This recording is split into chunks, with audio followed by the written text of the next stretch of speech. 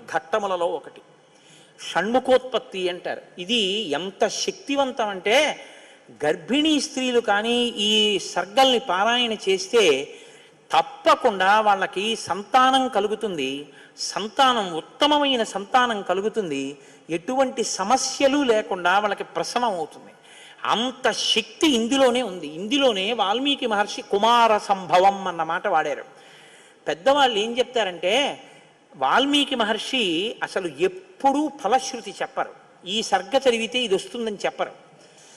అట్లాంటి వాల్మీకి మహర్షి గంగావతరణానికి షణ్ముఖోత్పత్తికి ఫలశ్రుతి చెప్పారు. అత్యంత శక్తివంతమైన ఘట్టాలలో షణ్ముఖోత్పత్తి ఒకటి. ఇది విన్నవాళ్ళు సుబ్రహ్మణ్య లోకాన్నే పొందుతారు అంటారు.